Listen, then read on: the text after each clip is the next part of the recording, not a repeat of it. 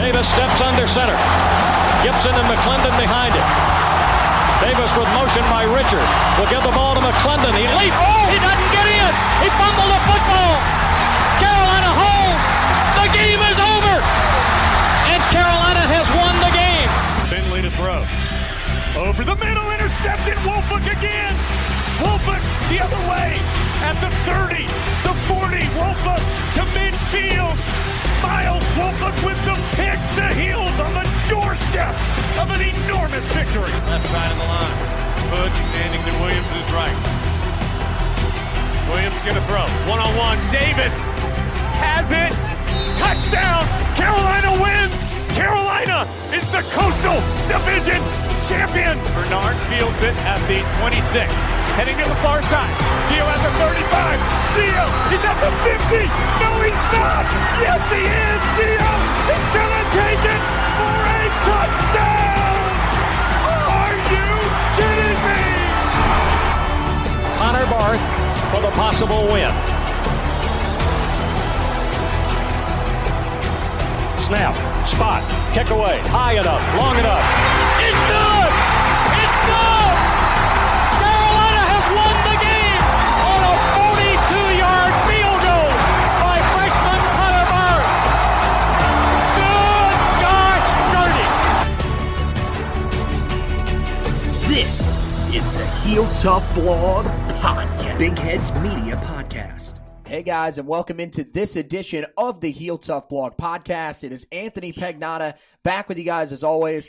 Unfortunately, as you guys realize, there was not a recap for the Virginia Tech game earlier this week. Unfortunately,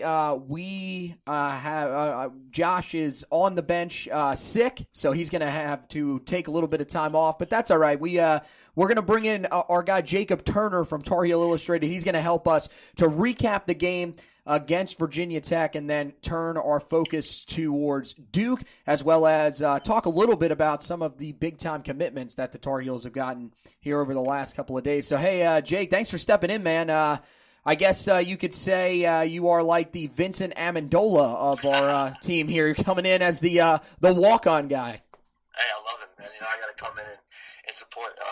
Glad to be back on too, Anthony. I appreciate you, hitting me up yesterday and want me to come back on. I always enjoy doing these podcasts. Yeah, man. Yeah, no, we love having you on, and you do fantastic work over there for Tar Heel Illustrated. So let's start by talking about the game against Virginia Tech. And, look, it's definitely a heartbreaker. It's one that you look back on and you say, okay, this is one that this team probably should have won against the team in Virginia Tech. That's not the same Virginia Tech that we saw back in the late 2000s and the early 2010s. But you know what? It's one of those weird games. You're in the ACC Coastal and you lose in 6 overtimes. But, what was your initial takeaway from that game? And, is it still as depressing today as it was on Saturday? Yeah, Anthony, it was, I think first of all, it was just a weird game. It was kind of a weird one to watch. Carolina, they find themselves up 17-7, I believe it was, with 6 minutes and 55 seconds left in the first half. Mm-hmm. And then they somehow, 6 minutes and 55 seconds later, they're behind 21-17. And you're kind of like, how did that just happen? Virginia Tech scores these quick 2-fire touchdowns, and now they have all the momentum going into the second half. And not only do they have all the momentum, they get the ball back. So that, I think, was the biggest swing one of the biggest swings in the game early on. But, looking at Sam Howell's stats, 26 for 49, 348 yards, 5 touchdowns. Mm-hmm. If you just looked at that, didn't know what the score was after the game, didn't know anything else, you would say, oh, Carolina won by a few touchdowns against this Virginia Tech team. But that wasn't the case. Quincy Patterson comes in. Virginia Tech ends up using 3 quarterbacks. Quincy Patterson comes in the second half and just runs all over Carolina defensively. And we talked to Jay David earlier this week, and somebody asked him, I can't remember who it was, why was he so difficult to stop? And he didn't really give us a straightforward answer. He kind of said, it's 11 guys versus 11 guys when you got your quarterback running like that. And I think really what it came down to is defensively, Carolina just doesn't have a ton of depth in the secondary. I mean, I can't remember how many total passing touchdowns Virginia Tech had against Carolina, but it was at least 4, I believe. So I think Carolina's inexperience in the secondary came back to haunt them a little bit. I think guys were really tired by that 6 overtime, and probably even before that, just because defensively in particular, Carolina just doesn't have any depth, and I think that's going to be something that's going to continue to haunt Carolina as the season goes on. But the mood in the post-game interviews was as depressing as we've seen it. Mack Brown was, maybe besides the Appalachian State game, was as down as he's been this year. I think he was maybe even a little bit more down after the Virginia Tech loss, because when you think about it, Carolina comes into that game as favorites. I'm not going to sugarcoat it for anybody. Virginia Tech is not a very good football team. I know they're sitting at 5-2, but 3 of those wins have come against FCS schools. So I mean, they really haven't beaten anybody.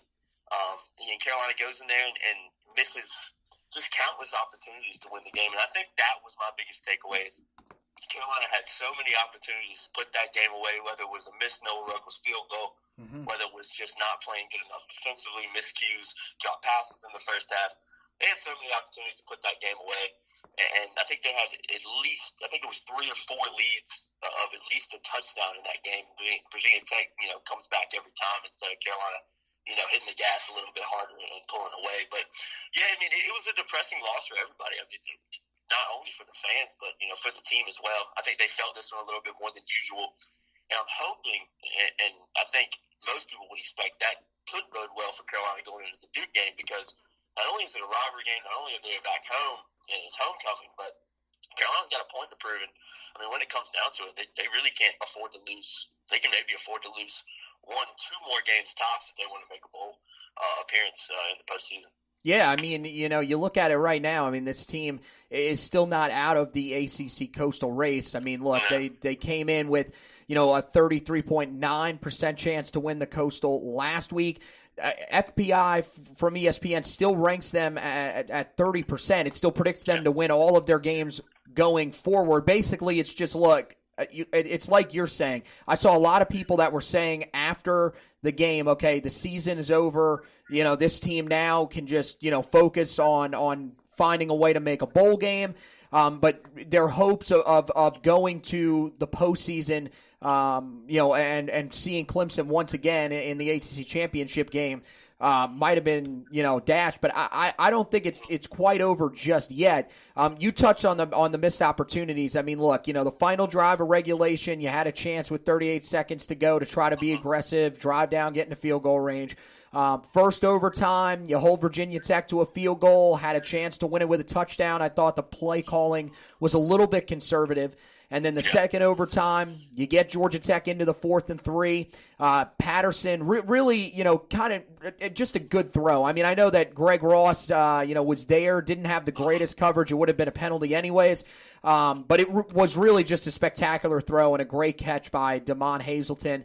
And then you talk about the missed field goals in the 3rd overtime. That was the big one, of course. The 4th overtime, Ruggles misses the 44-yarder. And then in the 5th overtime, the Tar Heels, of course, stopped Virginia Tech, had a chance to get into the end zone. But they went with a play that they'd ran earlier in the season against Miami on the 2-point conversion attempt and didn't get in. So, look, there were a couple of things that we mentioned in there where we talked about Phil Longo. At this point, where are you at with Phil Longo right now? Because I feel like there are some people that, are kind of all in on him and still think, okay, that, they're moving the ball down the field enough. This is an offense that's still young and needs time to mature. But I think there's other people that are starting to see, as we saw on Saturday, that, Phil Longo still makes some of those questionable decisions that we were hoping would be gone when Larry Fedora left town.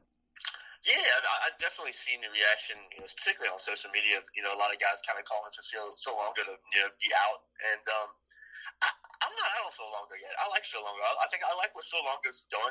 I think, don't get me wrong, I completely agree with some of the games this year where the play calling has been a little bit suspect. I think we all saw the viral video on Twitter that Brant Wilkerson put out. I think at least that's where I saw it.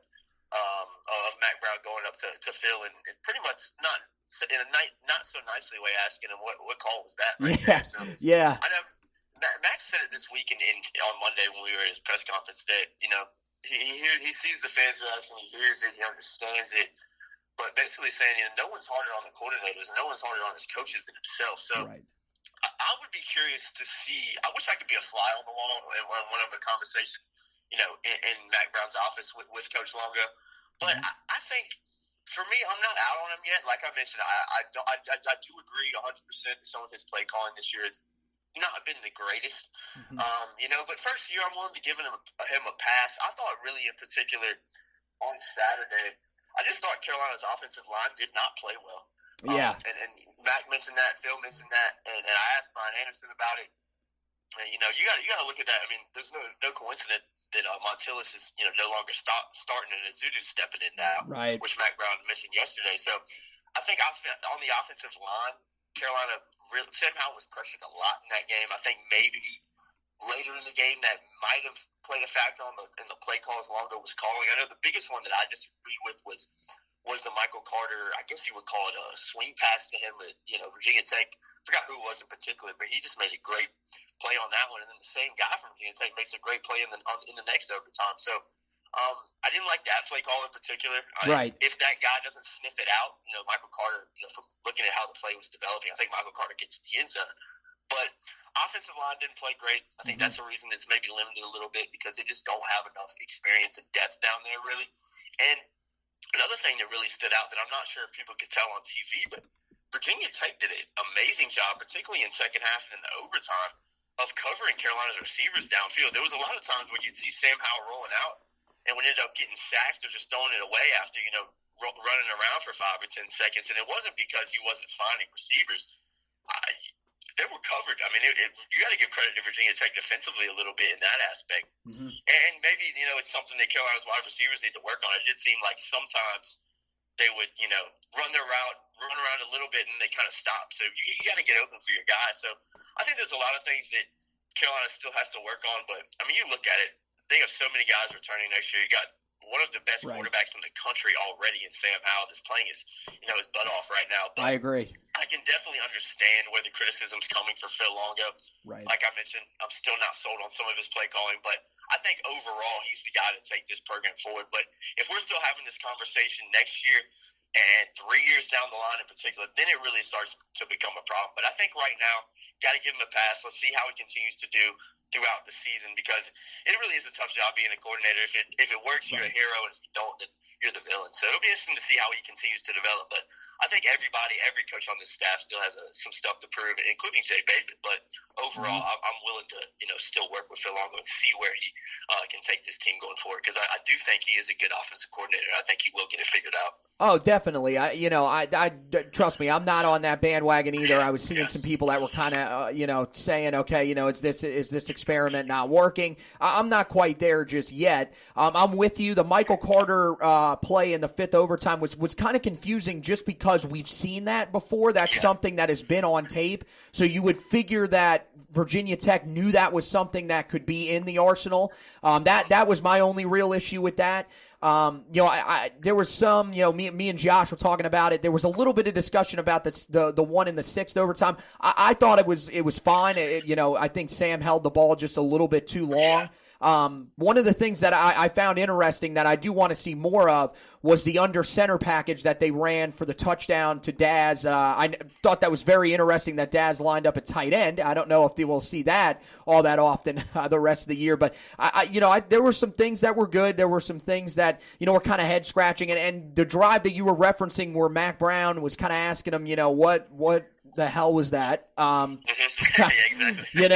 It was, I believe it was the final drive of regulation where to me it looked like two of the calls were designed runs. One was a designed run by Howell to see if they could get a little momentum going. Then they ran it again with Michael Carter. And then the third time, I don't know if it was just that Sam didn't see anything initially and took off. But at that point, I think people were just kind of saying, look, we were asking you throughout most of the day to use our running backs because Michael Carter had a good start to the game.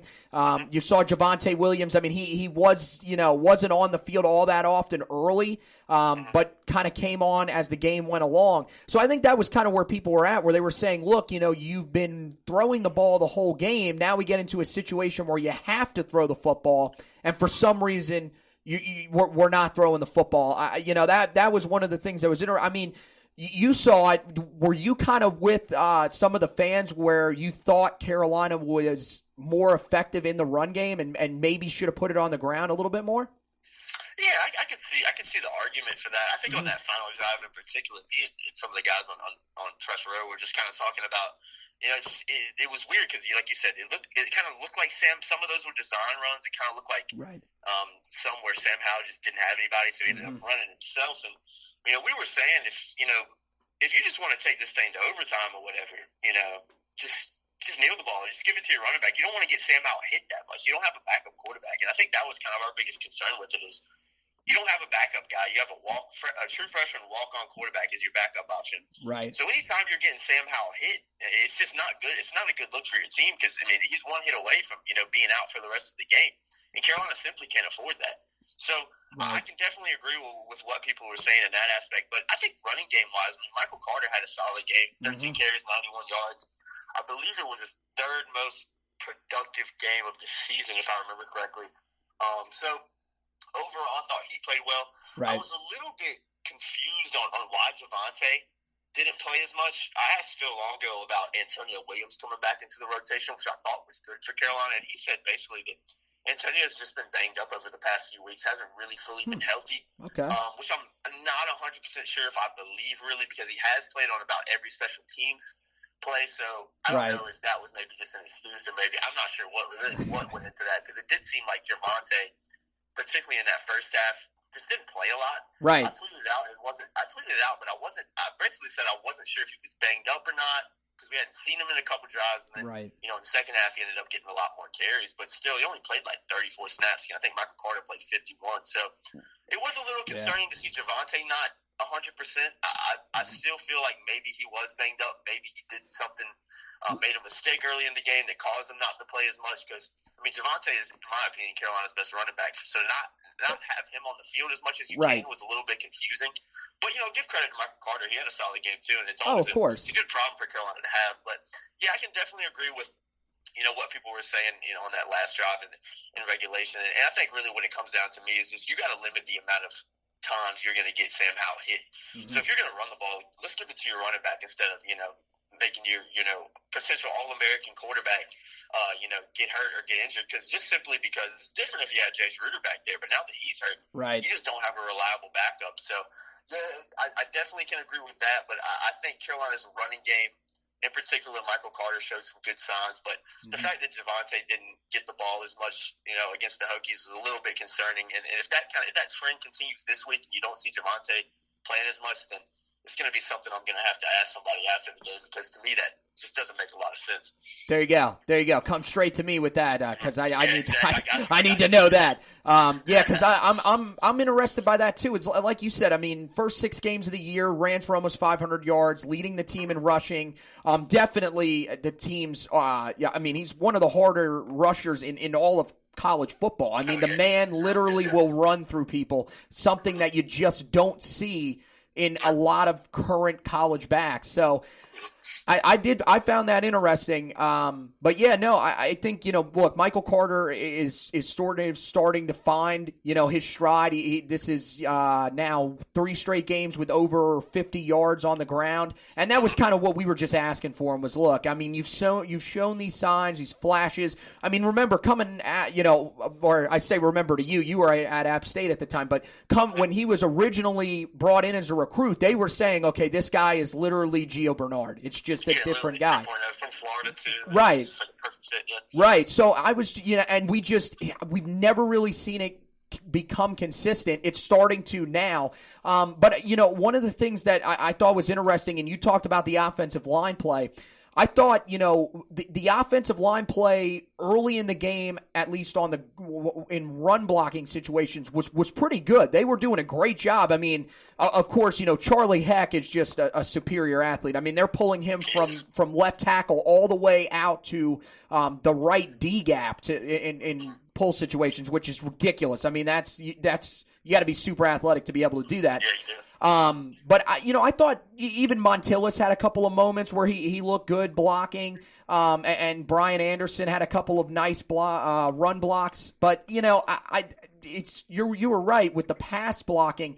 It just wasn't there. The pass protection really struggled. So yeah, I mean, I think that it will be interesting to see if they will try to lean a little more on the run game as the season goes along. I mean, you said keep Sam Howell healthy. I don't know how much you've heard about it, but during the broadcast, they did say that he was dealing with a left shoulder injury, that was banged up or something like that. I don't think it was anything major. We're not talking about in a sling or anything, but he was a little bit banged up. And you're right. I think, that's going to be one of the key things. That's the reason I think they're making this move, going to Izudu at left guard, and the guys in Brian Anderson and Marcus McKeithen on the interior, they've got to be a little bit better, because you can't afford to lose Sam Howell. You lose Sam Howell, I mean, look, it's hard. It's always, you never really know where the motivation's going to come from. I mean, look, last year, Minnesota started a true freshman walk-on at one time, and they had some success, but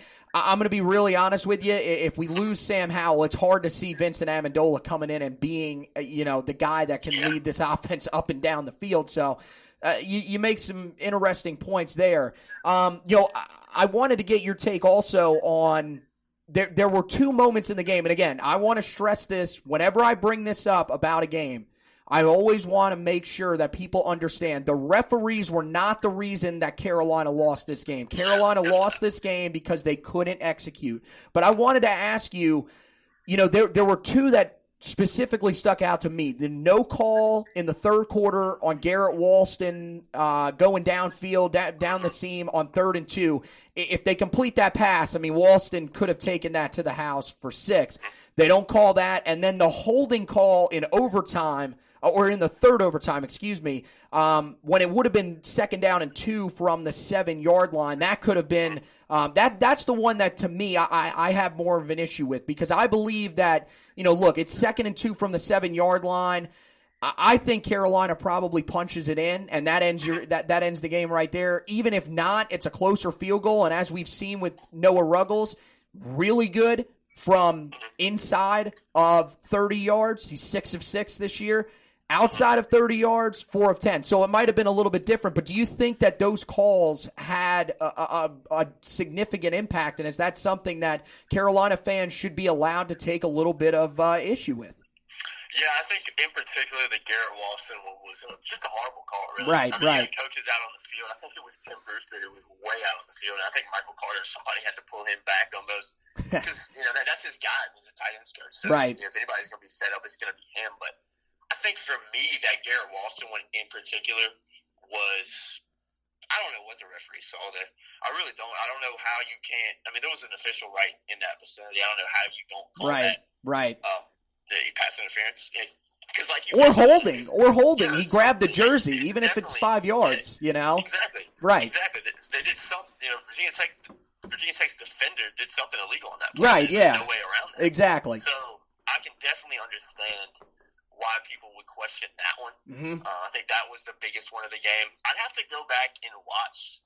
It's funny because I've watched the tape a few times, but I have to go back and watch that holding penalty again. Did you think it was a legit holding call? No, I from looking at it, the hands are on the outside shoulders. It does not look like he pulls or tugs at all. The reason that it got called, plain and simple, the defensive lineman went to the ground. I'm going to be I'm going to be honest. There was absolutely nothing there from the replays that I saw. And, I know that Tar Heel fans were saying that, they were not fans of the broadcast group. I mean, that's their opinion. I love Tom Wormy. I think he's a great guy for Raycom. And they were both guys in the booth were saying that is not even close. That is not a holding. So, yeah, I mean, I know, from your perspective, I mean, the Walston one is a little bit easier to see. I mean, you're not always going to see interior holds, especially when you're in the stadium and covering the game. But, I'm telling you, from my perspective, and this is even an unbiased perspective, there is no way that should be called. There were definitely some penalties that, Carolina, that they deserved. I mean, like the Greg Ross penalty, that was definitely a holding. Sure. Okay, there's no doubt about that. But on that one, I watched it a few times and I said to myself, I don't see it here. There's no holding to me. So I don't know. I thought it was a big change because Carolina, I mean, even if you don't move the ball anymore there, let's say you run it 2 more times or if you had thrown it a couple of times and you don't get the first down, I mean, from the 7-yard line, you're kicking a 25-yard field goal, 24, 25-yard field goal. And I'm going to be honest, I'm going to trust Noah Ruggles to make that field goal, at that rate. I mean, I thought he could make the field goal from 35 yards. And I like, all the people that are saying, oh, well, Mack froze his kicker and everything like that. There was a timeout that was called after Mack called his timeout too.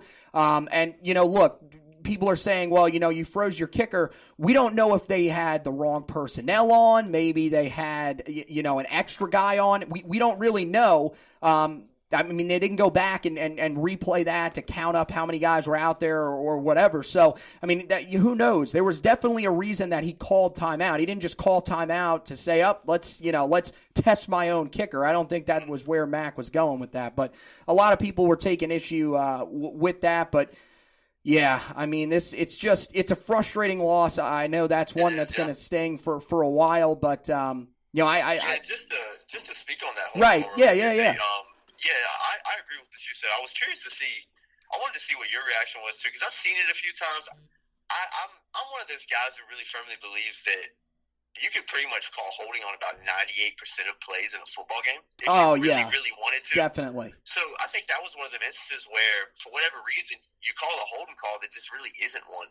And like you mentioned, you bet Noah Ruggles ends up having to take a 35-yard. If you just take that penalty away in itself, Noah Ruggles is inside the 30-yard line no matter really what Carolina does, unless Sam Howell drops back and for a 10-yard sack or something like that. Right, or a penalty or another penalty. Exactly. Yeah.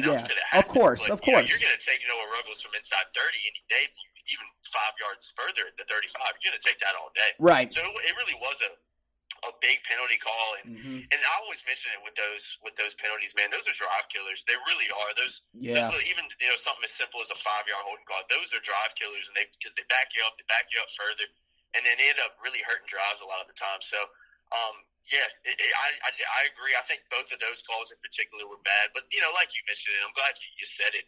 Carolina didn't lose that game because of bad officiating calls. What it really came down to is it was a bad loss for me. The main reason was, I said it in our post-game video, which we put over on our YouTube channel, that this was a game that Carolina really just could not afford to lose.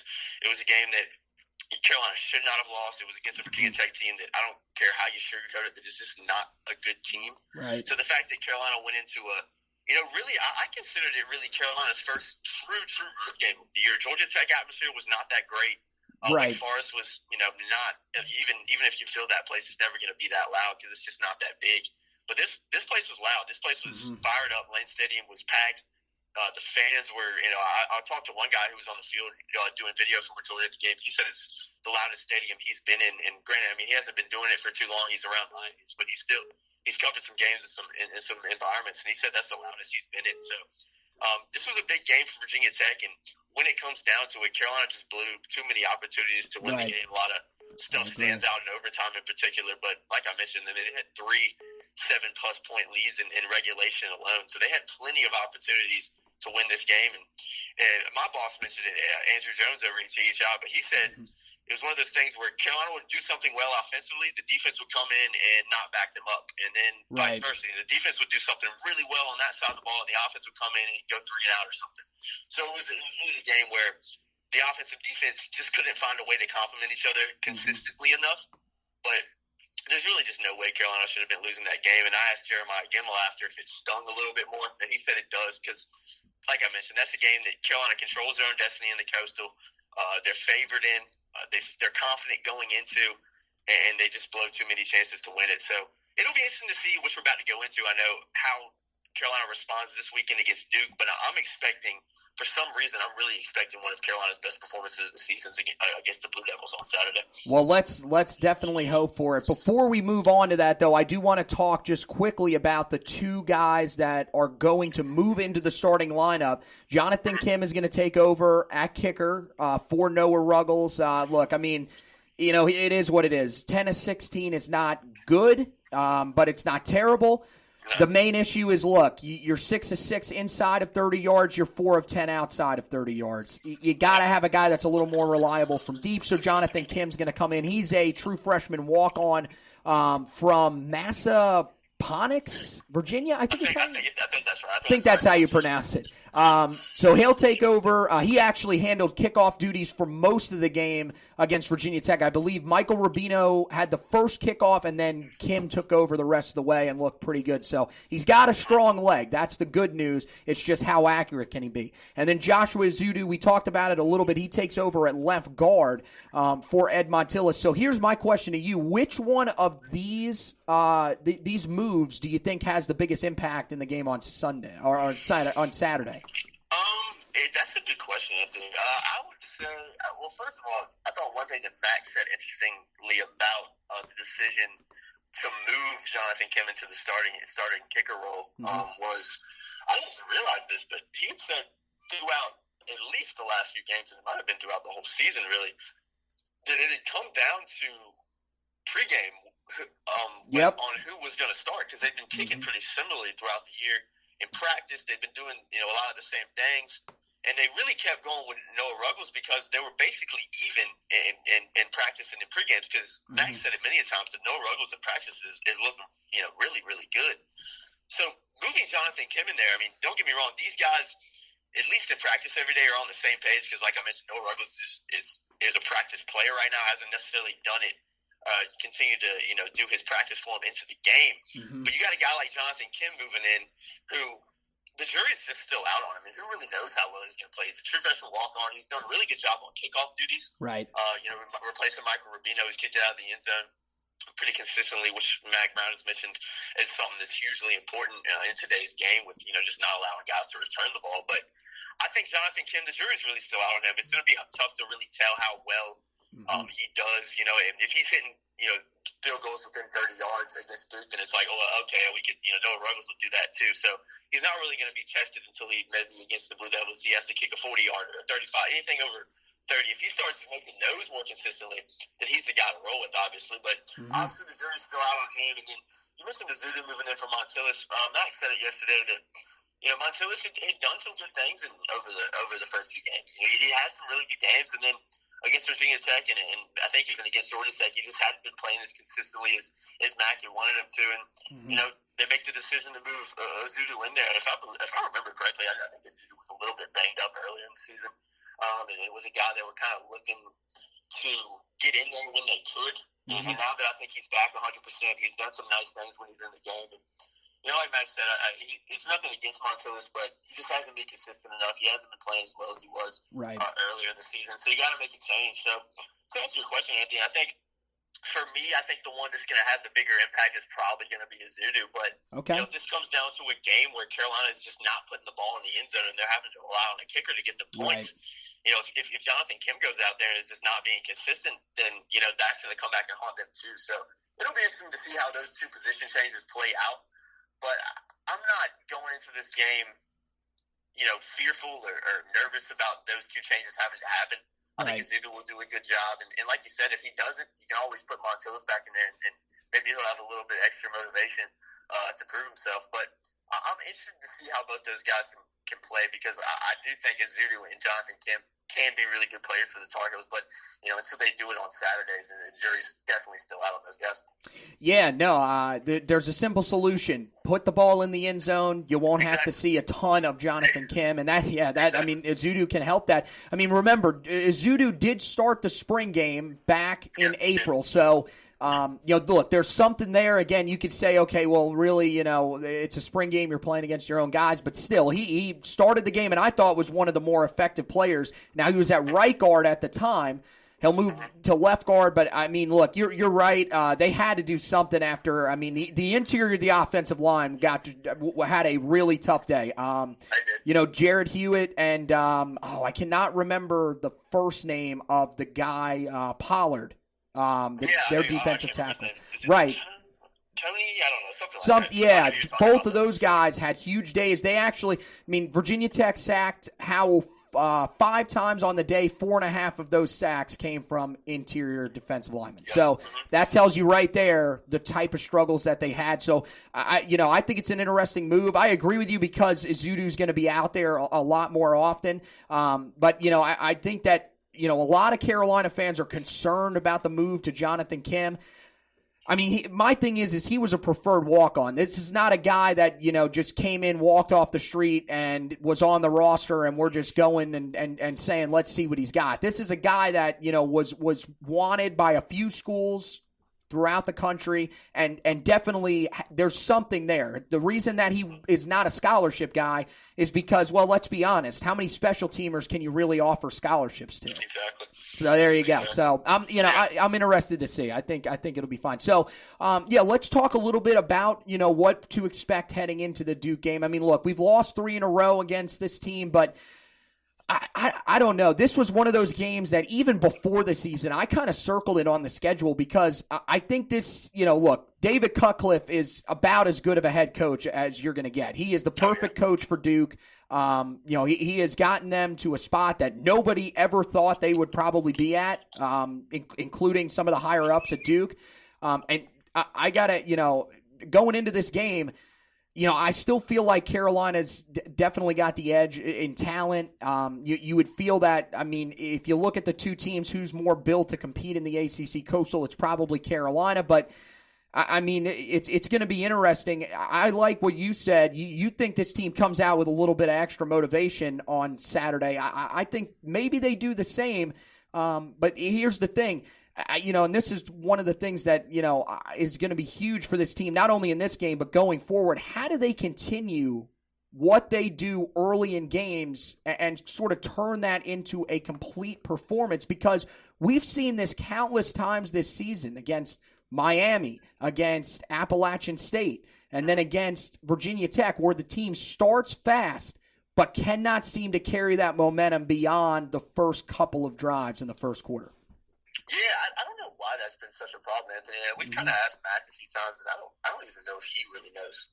It's just one of those things that's just been Carolina's theme this year. That's just been what that's just been how they played. I think barring really the Clemson game, Carolina is pretty much had some really bad second quarters and played really good in the late in the fourth quarters, and that's something they got to get fixed. I think I really, like I said, I don't think the coaching staff really knows why. That's when you think about it from a coaching perspective, that's got to be a hard thing to figure out, how you can start so well and then the second quarter just kind of, not play as well and look a little bit flat, look a little bit disinterested at times. And maybe it's just a thing. My take on it is I think Carolina comes into games fired up. I think they come into games ready to play. That's why you see them usually do pretty well early on. And then, that some of that momentum goes down, some of that energy goes down in the second quarter. You got to create energy, and this team's just struggling to do that. And then in the fourth quarter, a lot of the times Carolina's either been behind in games so much that the kind of pressure's off for them to win the game. So maybe they loosen up a little bit better and play better, and that's why they get back into these games. Or it's a motivation where it's late in the fourth quarter, we have nothing to lose, let's just go out there and play. So Carolina definitely has to get this fixed. This team has to get that fixed. They have to cut that trend out if they want to get where they want to go this year. But speaking on Duke, I think Duke is a solid team this year. I don't think they're as good as they have been in previous years. Right. The games that they have lost have been because they just not been able to take care of the ball. They've turned the ball over so many times. I can't remember how many turnovers they had against Virginia last week, but what was it, like 4 or 5? I think it was something crazy like that. Yeah. And they ended up getting blown out in Charlottesville. But David Cutcliffe, Mack spoke a lot about him. Mack said that, he's done a really good job there at Duke. He said that he's really just steadied that ship. Him and Cutcliffe are really good friends. And you look at what Duke does offensively, they like to run a little bit of that double slot formation. So you got two slot receivers in there. They also, and then, they'll do that one drive, one play, and then the next play, the next drive, they'll do a triple option like a Paul Johnson Georgia Tech team. So they've got a really diverse, a really versatile offense that I think is going to definitely be a test for Duke, for Carolina's defense. One good thing for Carolina is Jay Bateman has played Duke over the past few years at Army, so he does have experience against them. But Jay Bateman spoke really highly of what they do over there. He said they're just very versatile in what they can do, and it makes it difficult to defend at times. And you look at Duke's defense. Phil Longo said on Tuesday that, watching them on film, it almost looks like an NFL team because of the multiple formations they run.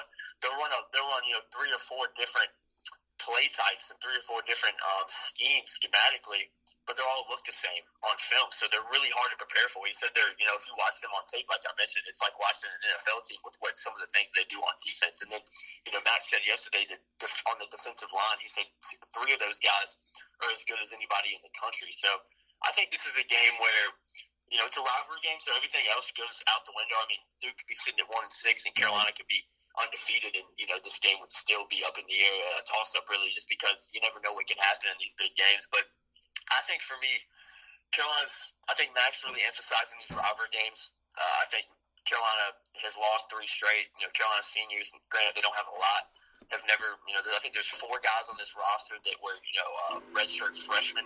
The 2015 year when Carolina, whooped up on Duke 66-31. I'm sure a lot of people will remember that game and that year in particular. But I think this is a game where Carolina, for me, it could be a perfect storm. Carolina's coming off a really tough loss, and they've got a point to prove, and they know, backs against their wall. They got to keep winning if they want to keep their bowl hopes alive. They got to keep winning if they, want to still make it to potentially to an ACC championship game. So there's a lot to play for. Right. Then you mix that with the fact that Carolina has played really bad against Duke in recent years. They haven't been able to beat them. And then you mix that on the emphasis that Matt's putting on these rivalry games. And I think Carolina can really come out here and blitz Duke. But that being said, you missed it. Duke's a really good team. Max mentioned it many times this week that they're just super well coached from top to bottom. This is a program that's run really like an NFL organization. Obviously, they're not getting those talented players like that. They have to, recruit a certain type of player to come to Duke. But, Cutcliffe's done a great job of really just stabilizing that program for the first time in a long time. So it's going to be interesting to see how things play out this weekend. But I think Duke is a tricky team. Duke is a team that could very easily beat Carolina by a couple touchdowns, and I think could very easily lose to Carolina by a couple touchdowns. So it'll be interesting to see how things play out this weekend. But I just have a sneaky feeling, with all, stats analysis out the way, it's just more of just a gut feeling. I just have a sneaky feeling that Carolina's going to come out and play really well against Duke, and maybe not beat them by a lot, but I think Carolina will ultimately come out with the win. But yeah, it's gonna be a fun one nonetheless. It looks like the rain chances this weekend. I know early in the week it was looking like it might be raining all day, but I think that's pretty much gone out the window now. So it'll be a beautiful day in Chapel Hill for some football. Well, that's good. Yeah, no, I think so basically what you were saying is that Duke is an average team, which is pretty much what Duke normally is when they come in. What Carolina is right now. You're right. Yeah, no, you're right. I mean, this is usually the time of year where Duke kind of fades after a good start. So it is interesting that this is where Carolina kind of catches them. I like the fact that the game is in Keenan. But I mean, here's the thing about Duke. They are one of the better defensive teams in the country. They've been for a while now. And look, Carolina's defense is going to have to show up. I mean, look, they've done it before with weaker defenses against Duke, so I don't really think that's going to be much of an issue. I think that there is going to be some extra motivation for a lot of these guys who haven't beat Duke so far. Definitely extra motivation for a guy like Chaz Surratt, who remembers the last time that he was in Kenan Stadium against Duke, and through the interception that we all remember as the overhead interception that we just are still scratching our heads about. But I think that there's going to be a lot of extra motivation for Carolina, as you mentioned. I think that, look, last week they kind of Max said all week, look, we don't want to put the pressure on the guys, but look, it's hard when you're that young not to feel a little bit of the pressure. I think this week, they realized that it's a different type of pressure. It's not really back against the wall because, I mean, even if you lose this game, I mean, you're at 3-5. There's still a way to get to a bowl game. But I'm kind of with you. This kind of feels like if you're going to make a bowl game, if you're going to still be around and be competitive in the ACC Coastal here until the end of the season, this is the type of game that you win. And it is going to be interesting because Duke's going to be able to attack some of the flaws that we saw in Carolina a week ago. I mean, look, Quentin Harris is their leading rusher at quarterback, so they're going to run a little bit of read option. It's going to be interesting to see how Carolina can adjust to that. And then you mentioned it, the strength of their defense is on the defensive line. This offensive line is still a young unit that is trying to work together and now going to have a new starter there once again. It's going to be interesting to see how they step up and if they're prepared and ready to go. But, I'm kind of with you. I think the difference in this game really is the fact that, Carolina has a quarterback that is, as you mentioned, he's as good as there is right now in the country, especially for true freshmen. I know that everybody has been all over Bo Nix at Auburn. I'm going to be really honest with you. Right now, I don't think there's a better freshman quarterback in the country than Sam Howell. I don't think so either. He's been phenomenal. Right. He's just different. We even saw it, throughout the day. On Saturday, I mean, he made some throws that will definitely get him to the next level. He's a different type of guy. So, I think it's huge. I think it's big for Carolina, and I'm ready to see what they can do against the Blue Devils on Saturday. It should be a great game there. There's another reason to be happy, and that's with what is going on off the field. Carolina has they've done a lot of damage on the recruiting trail so far this season, and then last Friday they added the biggest piece that they needed to add. We knew that this was a huge possibility. He was a guy that had been at Carolina lean for a very long time. And then he commits that we're talking about Des Evans. I don't even think I need to say the name at this point. Carolina fans were partying on social media like I've never seen before. I think that there were probably some Tar Heel fans that probably actually threw some parties later on that night after they landed his commitment. But they get Desmond Evans. What type of guy is Carolina getting in Evans? I've seen him in person. And I know you've seen some of them too, but what do you think that he's going to bring? And do you think he's a guy that's going to make an immediate impact when he arrives to Chapel Hill? I think the Des Evans pickup is huge. And I think mainly the reason it's huge is just I think the main reason you look at it is that Carolina's finally got a 5-star. Right. I said it on Twitter last week, and I kind of got some flack for it, but stars don't always translate to success on the field, and you see it all the time. Some of Carolina's best players, Jalen Dalton comes to mind, 4-star, one of Carolina's highest recruits in that class comes in, and, never really pans out, and granted, he's a solid player. I know he got a chance at the Bears. I'm not sure if he's still on the practice squad right now. Right. But, stars don't always translate to production in college necessarily. Being that elite guy, it's what you do when you get here. But on paper, coming in, Des Evans is a top guy. He's a defensive end, a guy that is definitely going to have to put on some weight. But he's got the frame. 6'6", 240. Give him a summer in Carolina, and he'll probably be up. He'll be 6'6", probably 270. He'll put 30 pounds on him easily. Brian Hess and the wait staff. So you got that guy coming in off the defensive end. You look at Carolina's, I guess you could say, lack of depth on the D-line in general. I think you consider that they're losing Sherbert and Crawford next year. Right. Carolina needed a guy like Des Evans to come in. They needed a guy that could come in and really, just make an immediate impact. And I think he will. I think the biggest question mark about Des Evans is, how intelligent is he on the football field? What's his football intelligence like? And that's one thing that I think will be interesting to see at the next level, because you can have all the athleticism in the world, you can have all the plaudits in the world, but you have to be football smart to not only play at college football level, but just to play in Jay Bateman's defense, because it's so diverse, it's so schematically driven that if you don't understand those kind of things and you can't grasp those kind of things early on, then maybe you're not going to play as much as you'd like to. But for me, the reason that Des Evans' pickup was so big is because it really sets a precedent. It says, hey, we can get 5-star guys not only in the country but in the state of North Carolina. We're going to recruit the state of North Carolina better than anybody, which they're doing right now. You can say anything you want about NC State, but Carolina's out recruiting them in the 2020 class by a mile. Yes. And then you see Carolina stealing guys too from them.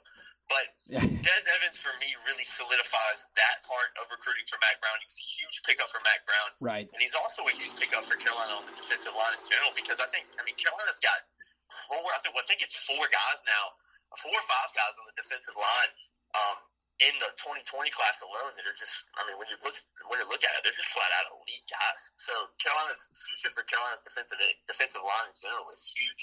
And the 2020 class, it's just super impressive. You basically got a 5-star guy, and then you've got a handful, at least 6 other 4-star guys right there. So, when you look at Carolina's class on paper, it's better than a lot of people's in the country. It's elite. It's getting to that level. And to think that Mack Brown's done that, really, you got to remember, he hadn't even been here a year yet. He came in last November. Right. So, he's done a phenomenal job coming in here and getting recruiting. He's making a huge impact on the state, and he's doing what he said he would do. He said he would dominate the state in recruiting, and he's doing that. And I'll drop a little snippet in here. I'll drop a little thing that I think you guys really should watch out for.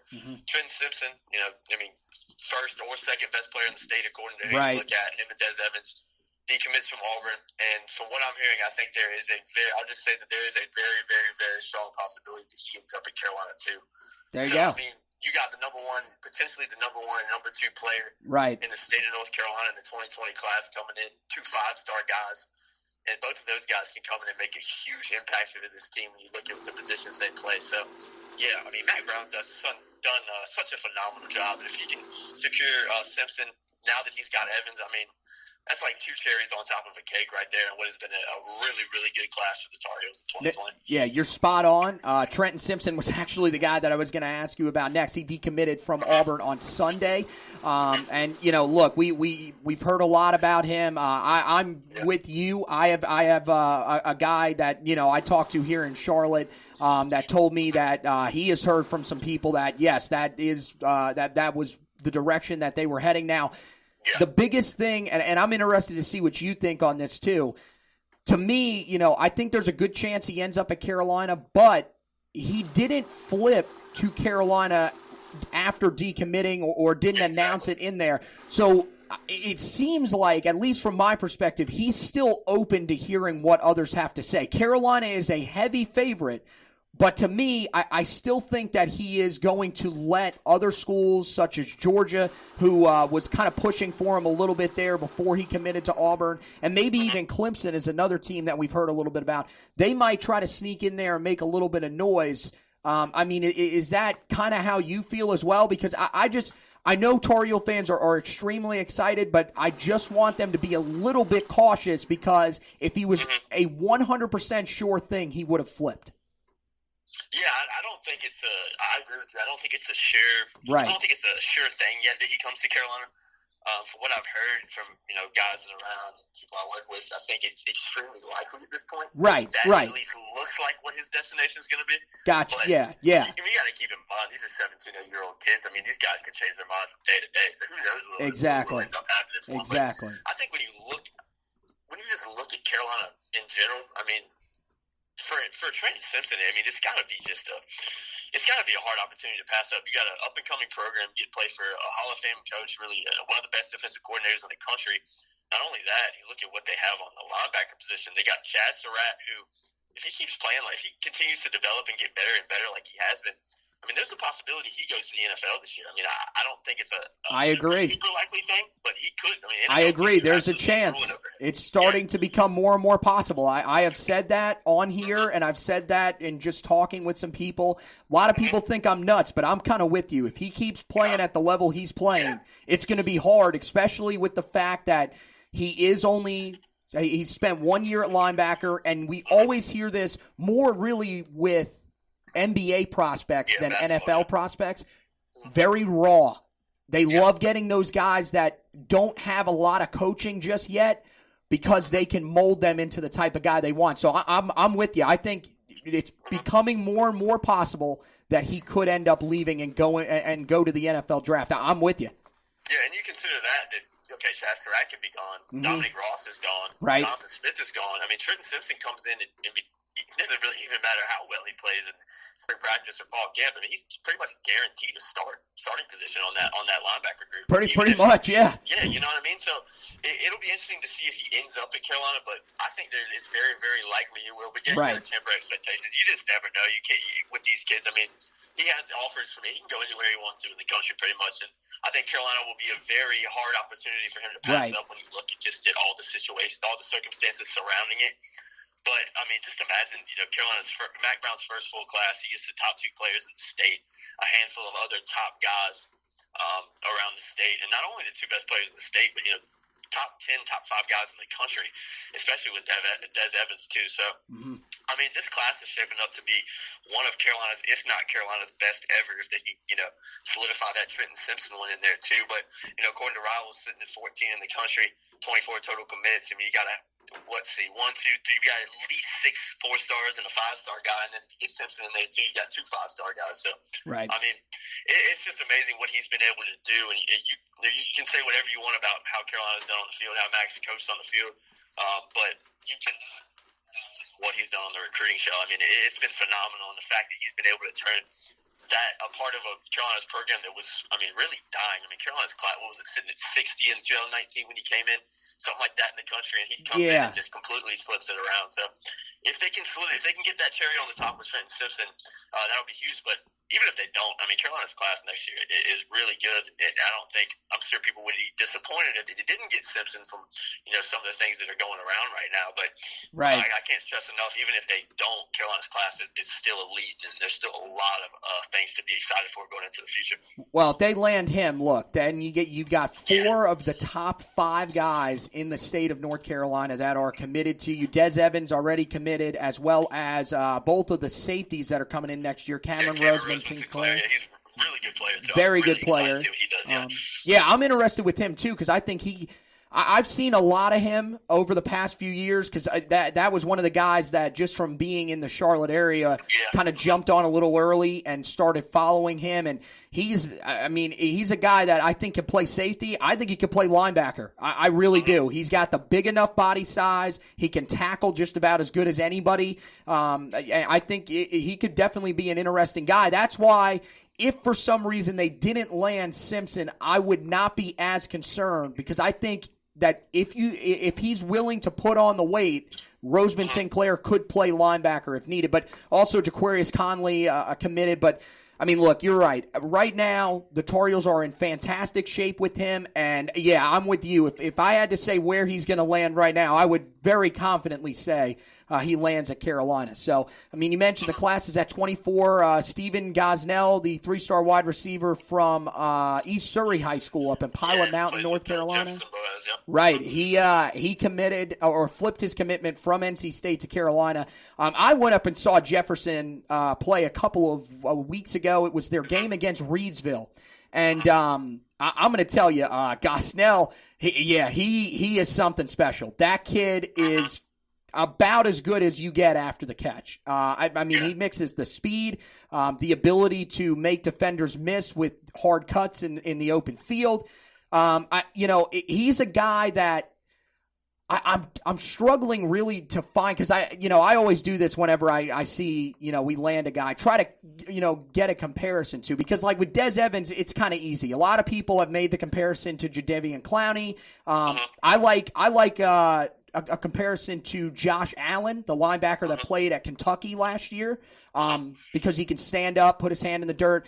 Gosnell was one of those guys that I looked at and I was like, I cannot really figure out a guy that was that dynamic in the open field like that. I mean, maybe a little bit of Ryan Switzer in him, but I don't. Maybe a little bit of Switz, yeah. I didn't think Switz was that. To me, he wasn't that shifty in the open field. I don't know. Maybe I was wrong, but Gosnell, there's something about him. He catches everything. The game against Reedsville, I don't know if this was 100% right, but I know Deanna King, who you guys work with, Deanna King. Yeah. She said that he had 500 yards of total offense in that game or something like that. And I'm going to be honest, if you see that and you weren't at the game, you would say, okay, there's no way in hell this kid had 500 yards total offense. I was there. I'm going to be honest. I think he may have been somewhere up near that range. He is that good. So he's a guy that not a lot of people are going to know in this class. And that's the other thing that I really like about this class is that the guys that are rated lower that nobody really talks about are really, really good players. Like a guy like one of the guys that I love, Malik McGowan, I think he's going to come in and be very effective. I don't know when it's going to happen. I think it might take him a little bit of time on that offensive line with some of the guys that they'll return to sort of find his role. But he's got the body size. He's a mountain of a man. He can move people out of the way with ease. So, you see guys like him, Cedric Gray, who can play at linebacker or wide receiver. I mean, there's just so many guys in this class that you just don't talk a whole lot about. Everybody's focused on Evans and potentially Simpson down the line, Miles Murphy, Bingley Jones. The depth in this class, I think, is amazing, and this is that's the thing that I think people have to be most excited about. So the last thing that I'll ask you recruiting wise, how big of this, how big is this class going to be, do you think, at the end? I've kind of looked at it, and I think it might be 26, 27, somewhere in that range. Yeah.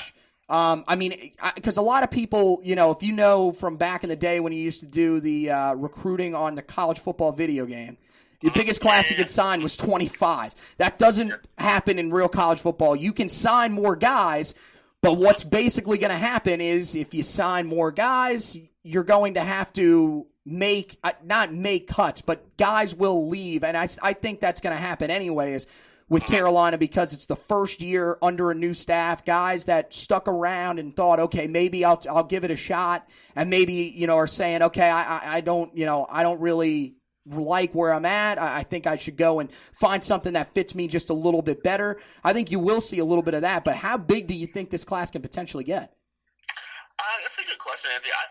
In order to really answer this question, I'd have to, like you mentioned, the guys there's going to be a few guys that leave. I don't think there's any doubt about that. Right. But not knowing who those guys are, there's a chance that nobody can leave. So, right. I think Carolina, ideally, I think that range you mentioned of 25, 27 is what they want to be in. Right.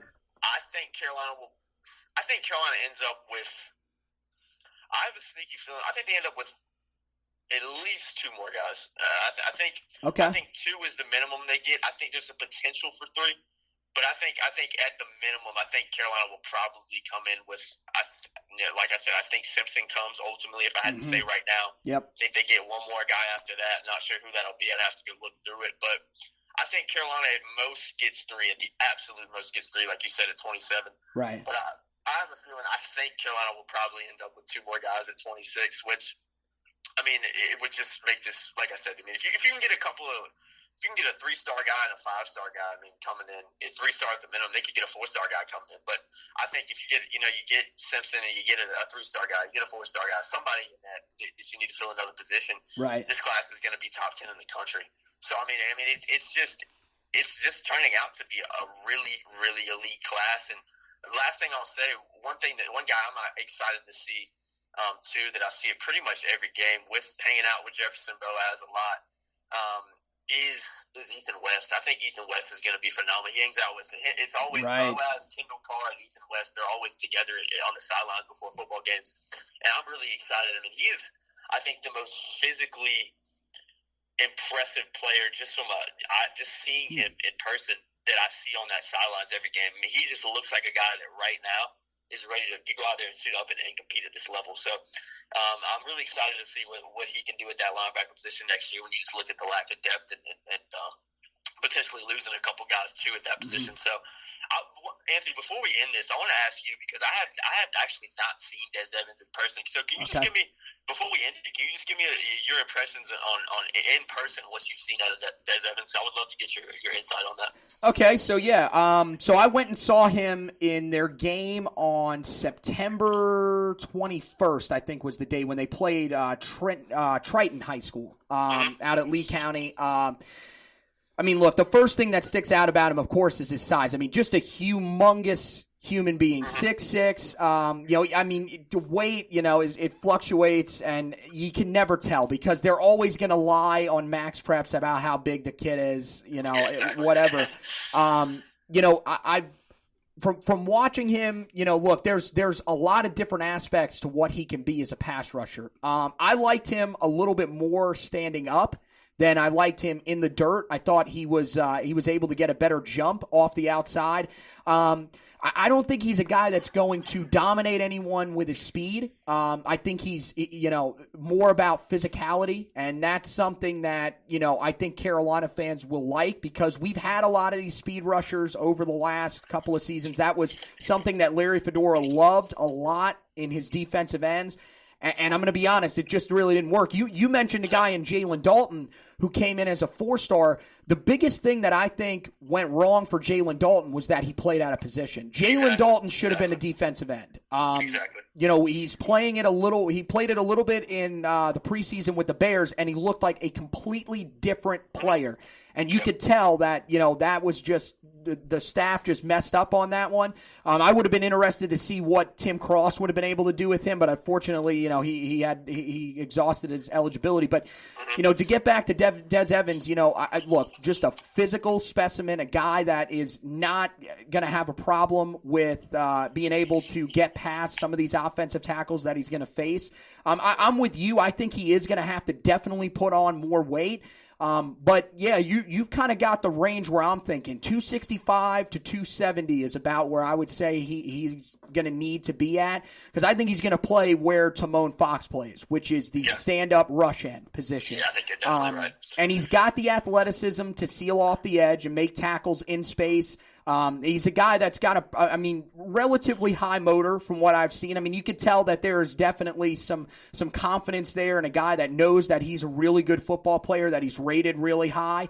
But he's a guy that I think will come in and should have an immediate impact. And like I said, I saw the comparisons to Jadeveon Clowney. I think that could be pretty accurate because he definitely looks like that style of player where he's maybe has a little bit of a smaller frame, and when you initially look at him, you would think, okay, this guy's got to be a guy that's going to, burn past tackles with his speed.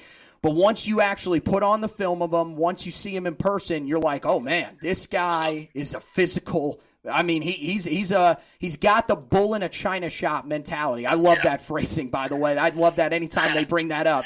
But he's seriously a guy that is going to. I mean, if he gets, the offensive tackle gets his hands on him, he's not afraid to be physical back and run through a guy. So he's very impressive.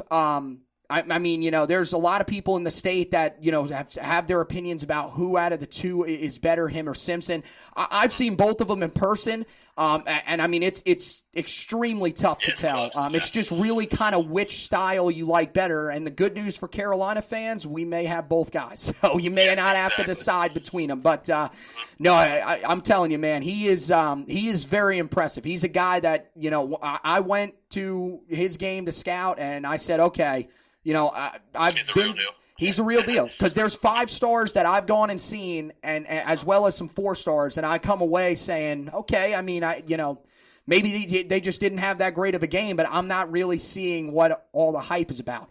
With Evans, it was definitely there. I don't think that I don't think he had his best game, but he was still, very impactful, and that's the thing that impresses me more than anything. When you can look at a guy and say, you know what?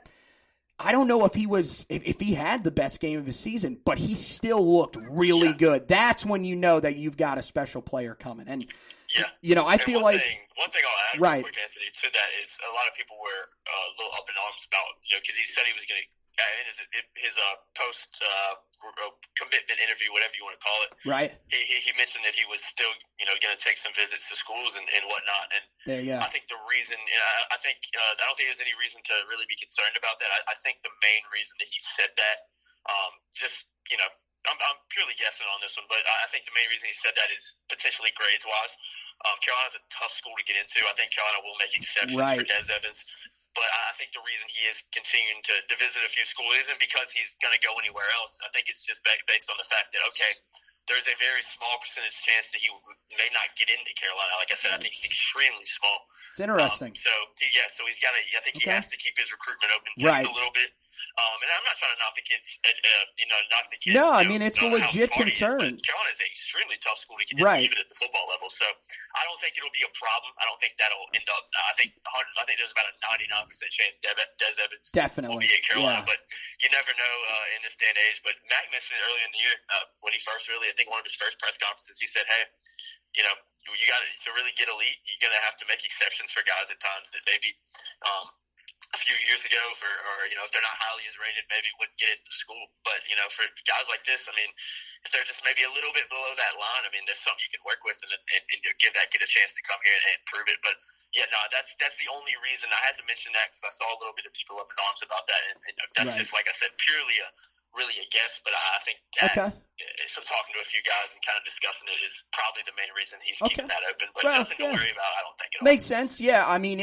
that is one of the big things with Jaden Chalmers as well. His cousin, who plays at Lee County as well. Another guy that I went and seen, and he's pretty impressive. He's going to be another guy that's going to take a little bit of time, probably have to put on a little bit more size, but he's good. But one of the reasons that he is kind of rated as low as he is, as well as they don't know if he's 100% going to be in this class, is because of the in the classroom stuff. But I know that they did say right after he committed that they were working with Jaden in the classroom to make sure that he would meet the requirements.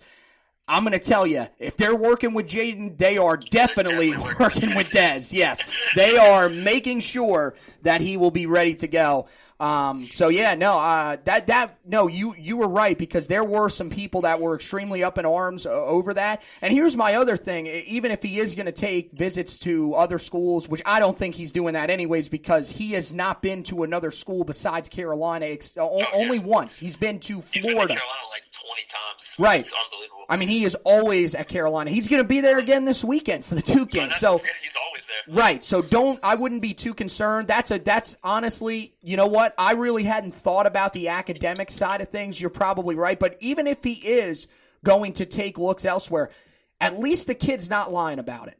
He's a guy that says, look, I'm still open. I'm going to take visits elsewhere, because you've got other guys around the country that will try to hide these types of things from these recruiting minds. And it's like, look, man, you're not going to hide anything. Like, they'll find out. They all talk to each other. Like, I mean, that's the thing. Like, for you guys, with Tar Heel Illustrated, you or Andrew or Jared, you're going to talk to guys that are associated with some of these other schools that some of these other guys may be looking at. So let's say that, and again, this is a made up scenario. Tar Heel fans will probably freak out about this. Let's say that Jacoby Criswell did take a visit to Arkansas or something like that. You guys would know about that because you have connections. Somebody would say something like, someone would say something to you guys like, hey, he did take a visit here. Just want to let you know. Even if you guys call him on the phone and say, did you take the visit there? And he says, no. I mean, you guys have your connections. So that's how it works in the recruiting world. Des Evans just said, look, if that's the reason why his recruitment's still open and he's looking elsewhere, hey, I'm gonna leave my recruitment open. I might still be looking elsewhere. So I mean, look, I don't blame the kid. I mean, look, it's your recruitment, right? It's your recruitment. And I mean, I always like when this happens with college football fans, because they get so bent out of shape over it. And then it's like when you flip someone, you say, oh, this is the greatest thing in the world. But when it happens to you, it's like, oh, this is terrible. They shouldn't be allowed to do this. I mean, it's part of it. It's part of it. So it's part of the recruiting. So yeah. There's no way around that. Right, exactly. So I mean, look, if you didn't have flips, you wouldn't have Chad Surratt. He would be a Duke player. You wouldn't have Sam Howell. He would be the starting quarterback at Florida State. Yep. You wouldn't have Stephen Gosnell in this class. I mean, there's a lot of different things. If you go back and say you can't flip, once you commit, you commit. That would be a lot different. So, exactly. But yeah, man. Hey, so Yeah, we've been going on for a little while here, but hey. We could do this all day, bro. Yeah. Oh, you're right about that, man. We love talking Tar Heel football, but yeah, hey, man, thanks for stepping in, man. This was great. I love having you on as always, and I love being able to get your take on things. And you've definitely got a little more educated view than we do because you are around the team each and every day. We unfortunately are not, so it's always good to have you by and be able to talk a little bit of Tar Heel football. So yeah. I appreciate it, Anthony. Like I said, yeah, man. I'll say it every time I come on here, but you guys are doing a tremendous job over there with what you're building at the Tar Heel Tough Blog. So keep doing what you're doing, man. And I really love the fact that you're out in the field too. You're going to see these guys, going to see these recruits, and interviewing them after games. That's stuff that really nobody else is doing. Not very few people are doing. So keep that up. And like I said, man, it's fun to watch you guys continue to grow. And anytime you guys want me on the podcast, just give me a text and we'll make it happen. All right, man. Yeah, definitely. So yeah. You take care. I know you'll be out there for the game against Duke. We'll be in our normal section as well. So best of luck, man. And let's see if the Tar Heels can't pull one out and keep themselves in the running for a bowl and also an ACC Coastal title possibly. So. Yeah, man. It's going to be a fun one to watch, and looking forward to seeing how Carolina responds against Duke. And like you said, hopefully they'll come out and play a little bit better and bring that victory back to Chapel Hill. There we go. All right, buddy. Hey, we'll talk to you down the line. Thanks again for joining us, and yeah, hopefully they find a way to pull it out, and maybe when we have you on next time, we'll be talking about a team that could potentially be heading back to Charlotte. Yep. Yeah. Yes, sir, Anthony. Thank you, man. All right, brother.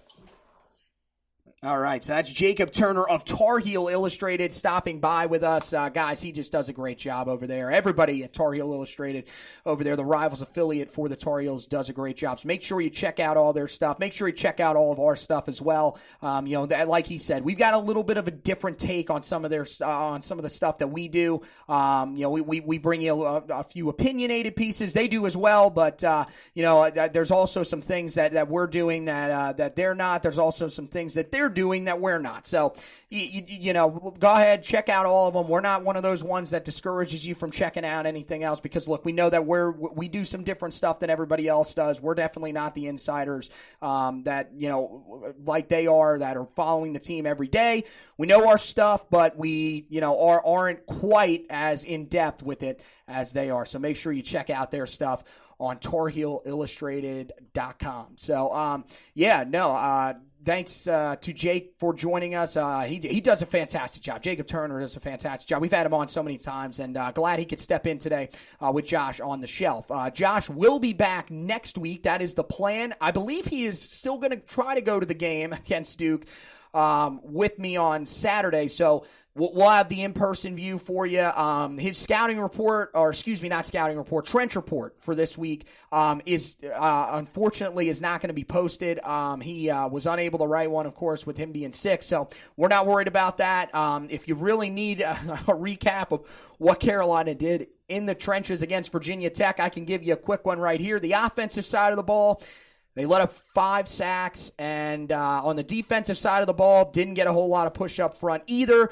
That was one of the big reasons why Virginia Tech was so successful running the football, especially with Quincy Patterson. So there you go. Unfortunately, there wasn't a whole lot to write about it anyways. Not a lot of good to take away from the game, but Carolina will hopefully rebound in the trenches when they go to war on Saturday with Duke in the battle for the victory bell. Carolina looking for their first win in 4 years. This will be 4 years. They're trying to take home the victory bell, keep it in Kenan Stadium with them. Don't let the Duke Blue Devils walk away with it. That's got to be the mindset of head coach Mack Brown right now. And for all of the stuff that you guys need to get prepared, make sure you go to HeelToughBlog.com. We're going to have everything for you. We'll have the in-depth preview where we will give you guys the team breakdowns. We'll give you the team stats, injury reports, as well as the projected starting lineups. We'll also give you the keys to the game in there where you guys can check that out. And then also we'll have the recruiting visitors list. They're going to be coming in. There's going to be plenty of them, big-time names that are coming in this Saturday. So that'll all be included in the preview. We'll then recap the game at the end, give you what we learned. We'll do the stock report on Monday, and then the trench report will come out on Tuesday for the Duke game. So just how we've been doing it all year. Podcast next week. I believe we will try to do one earlier in the week, so probably Monday. With the recap, and then we will pick it up and do a preview for the Virginia game. That one is going to be a little bit interesting how we're going to do that, because I am actually going to be out of town the day before the Virginia game. I am actually going to fly back for the Virginia game. So I think we are leaving on Wednesday of that week. I'm not entirely sure how we're going to do the preview, but we'll make sure that we get that out to you guys for the Virginia game so that you are prepared for everything when it comes to the Tar Heels matchup in the South's oldest rivalry, which will be a 7:30 kick in Kenan Stadium. That's the good news. It is going to be night kick, so that's going to be a fantastic environment. That game, I do not believe is sold out just yet, but is getting very, very close. So one thing I did want to do, I'll do what we normally do each week before we go when it comes to predictions, focused on the Duke game. I'll give you my game prediction. I think Carolina wins this one. It's going to be a defensive battle, back and forth all day, but I think Carolina pulls it out 20-17. I think a very low-scoring game. We've kind of seen Carolina in some of those rough and back and forth defensive affairs throughout the season. Their defense, look, I mean, the secondary is definitely going to be a big question mark, but I think against Duke, this is a team that they will be able to, find a way to slow down a little bit in the passing game. They definitely have to get more pressure on the quarterback than they did against Virginia Tech. Really, the big thing is make sure that Quentin Harris doesn't hurt you with his legs. We saw that was one of the big reasons why Duke won a year ago, was because Daniel Jones not only hurt the Tar Heels through the air, also hurt them on the ground. So we got to make sure that Quentin Harris is not able to be as effective as we saw both Hendon Hooker and Quincy Patterson a week ago. Carolina does that. I think they pull out the victory, and that's what I'm going to predict. 20-17, as I said, is my final prediction for that game. The player that I think we'll be talking about after the game is over, I'm going to go with, let's see here. Who do I want to go with? There were a couple that I was kind of tossing around in my head beforehand. I think Daz Newsome can carry over what he did a week ago against Virginia Tech. You could tell that there was definitely extra motivation in that game, but for Daz, look, this is a team that, he's performed pretty well against, but doesn't have a win against in his career. I think that, he realizes right now that the Tar Heels will need him to step up with the fact that De'Ami Brown is, going through a lower body injury, something with his leg, and not 100% sure what exactly it is. Now, they said he will play. He is probable to play in the game against Duke, but at the same time, you still feel like, is he going to be 100%? You don't really know. That's why I think Daz Newsome has the big game. That'll be the guy that we'll be talking about. On the defensive side of the football, I think that, look, the Tar Heels got to get after the passer. I think they do that in this game. Timon Fox has been the guy that's kind of been up and down throughout the season. I think this game is one of the ones where he's up after struggling a little bit against Virginia Tech. I think Timon Fox has a big day for Carolina on the defensive side of the football. And the key to the game for Carolina, from my perspective, is you got to be able to stop the run. That was the biggest thing that killed them a week ago, especially against the quarterback. I've talked about it, just a minute ago, talked about it with Jacob a little while ago. If you slow down the run and force Quentin Harris to try to beat you with the pass, you at least give yourself a chance in this game. I think last week they were just trying to, help that secondary out by being a little bit farther back off the line of scrimmage. I think, they simply just missed some gap assignments late in the game. That can't happen again. That's the one thing that you've got to be able to control, because as we saw against Georgia Tech, as long as you're able to slow down the run, even if they are able to throw the ball around the yard, once it gets down inside that red zone, it's kind of tough to find the end zone passing the football. So I think Carolina, that's one of the things that they've got to do. Keep Duke off the ground, make them go and win this game through the air, and I think Carolina will pull out the victory. So that is going to do it for this edition of the Heel Tough Blog podcast. Of course, you guys can find this podcast on the Heel Tough Blog website. HeelToughBlog.com/podcast is where you can find the Heel Tough Blog podcast. Also, check it out on any of the major podcasting websites: Spreaker, iTunes, Spotify, iHeartRadio, TuneIn, Radio.com, Google Podcasts. Did I say Google Podcasts? Maybe I said, I don't know. I get confused. I think I said iTunes, which isn't even Apple Podcasts. That's what that is. But all of those places where you can find all that stuff, you can find the Heel Tough Blog podcast. Every podcasting site, you can get it. So, once again, want to thank Jacob for stepping in for us, helping us out here on this edition of the Heel Tough Blog podcast to help you guys recap the game against Virginia Tech and then preview the game against Duke. We'll be back to our normal schedule next week. Josh will be back with me, and we will be talking some Tar Heel football, hopefully a Tar Heel win against the Blue Devils. So, once again, thank you to Jacob Turner. Thanks to you guys for listening, and as always, go Tar Heels.